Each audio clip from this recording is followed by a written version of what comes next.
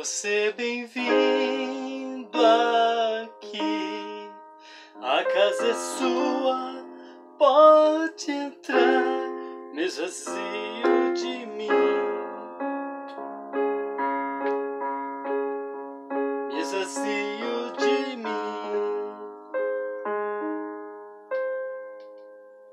Amém, pessoal? Graça e paz. Eu quero trazer um estudo nessa oportunidade e quero aproveitar e dizer o seguinte: de acordo com as regras do YouTube, eu preciso de pelo menos 1000 inscritos no meu canal para mim postar vídeos mais longos, e eu peço a ajuda de vocês. Então Deus tem me dado muitas revelações da palavra de Deus, como essa que eu vou trazer hoje. Eu não copio mensagem de outros pregadores e eu não faço uma cópia. Eu oro e peço palavras reveladas porque Deus deu esse ministério. Não fazia ideia, nunca imaginei que eu pudesse criar um canal e postar vídeos, nunca me imaginei fazendo isso, mas aprove ao Senhor, entende? E Deus tem falado em inúmeras oportunidades que usaria pessoas que não eram famosas, pessoas que não eram conhecidas na sociedade, e eu faço parte desse grupo de pessoas que são os obreiros da última hora, os ceifeiros da última hora, são aqueles que agem no anonimato. Por isso eu peço a colaboração, a inscrição de vocês, para que eu possa gravar mensagens maiores. Eu já tenho uma gravada de 25 minutos, entende? E só que eu não pude postar no meu canal por causa do número de inscrição, que é muito pouco, tá certo? Então, gente, diante da realidade que a gente está vivendo, que é essa pandemia, então Deus me deu uma palavra, tá certo? Que o título dessa mensagem de hoje diz o seguinte: a salvação é individual. Então, o pai não vai responder pelo filho e nem o filho pelo pai. A partir do momento que a criança já sabe discernir entre o bem e o mal, ela própria já vai responder por si diante de Deus com o conhecimento que ela tem de Deus, tá certo? Então, por isso, a palavra de Deus diz: instruir o menino no caminho que deve andar, e quando crescer não se desviará dele, tá certo? Porque enquanto for inocente, o pai responde pelo filho, né? Logicamente, e essa criança ela vai estar como inocente diante de Deus, certo? Mas a partir do momento que ela já começa a crescer, começa a falar, começa a entender o certo e o errado, o bem e o mal, ela já vai responder por si, tá certo? Então eu quero abordar um título, uma mensagem aqui, para o texto não ficar muito longo, não vai dar tempo de ler todo.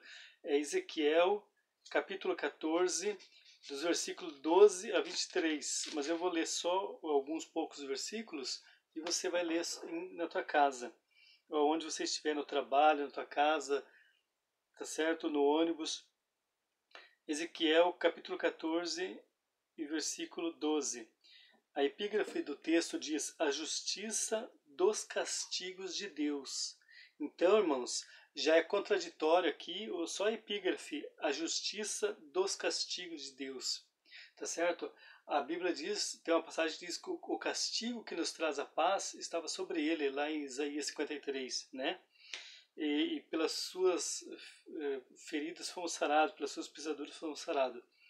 Veio a minha palavra do Senhor dizendo: filho do homem, quando uma terra pecar contra mim gravemente, se rebelando, então estenderei a mão contra ela, e tornarei instável o sustento do pão, e enviarei contra ela fome, e arrancarei dela homens e animais. Ainda que estivesse no meio dela esses 3 homens, Noé, Daniel e Jó, eles, pela sua justiça, livrariam apenas a sua alma, diz o Senhor Jeová.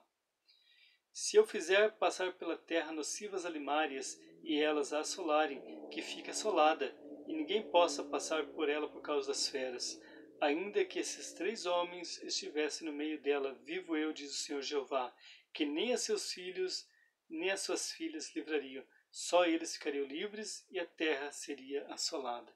Aí você pode continuar lendo até o versículo 23, tá certo? Porque não vai dar tempo, o vídeo vai ficar longo e o YouTube não vai inserir esse vídeo no meu canal por causa do número baixo de inscritos que eu tenho. Por isso eu peço o apoio de vocês. Eu preciso ter pelo menos 1000 inscritos, tá certo?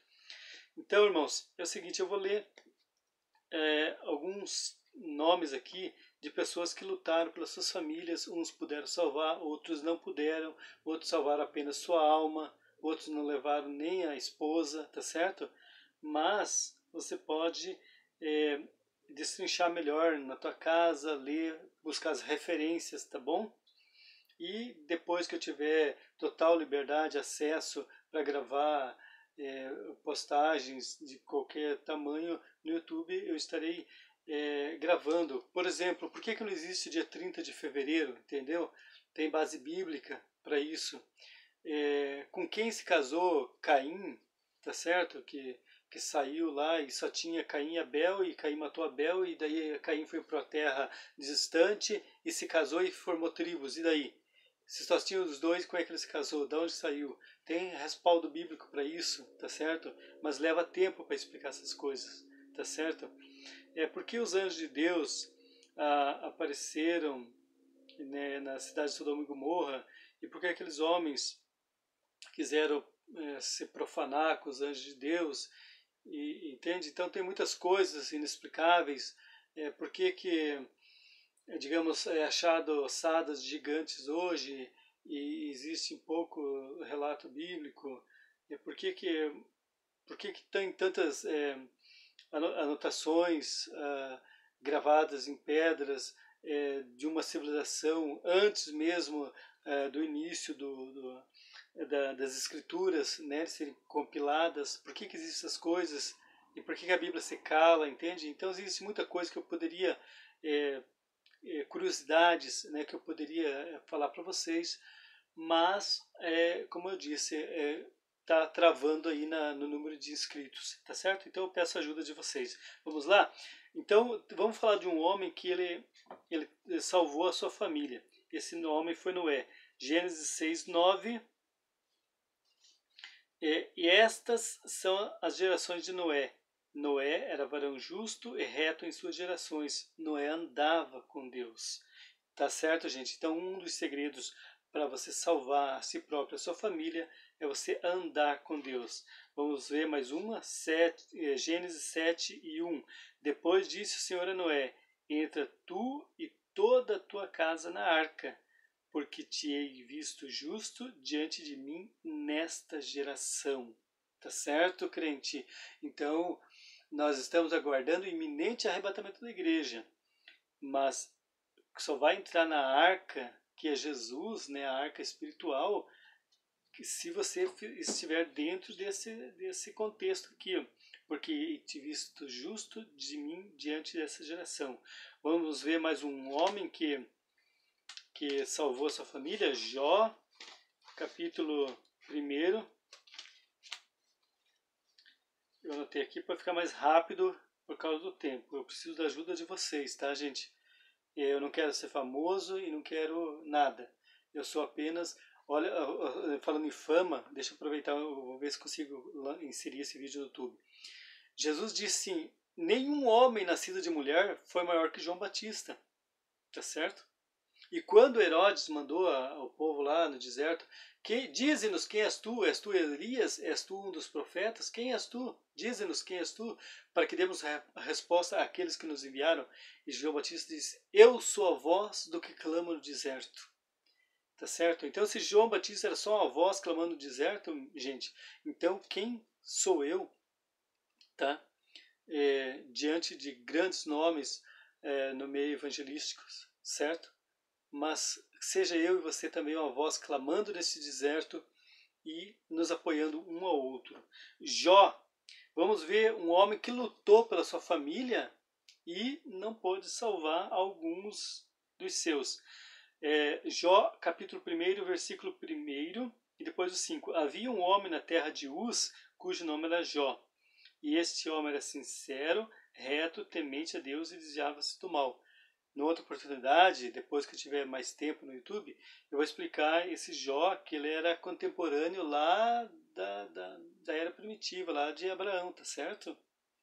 Só que, de acordo com os livros canônicos, né, ele entra aqui perto de Salmos, mas pela ordem cronológica ele é lá antes do Gênesis, tá certo?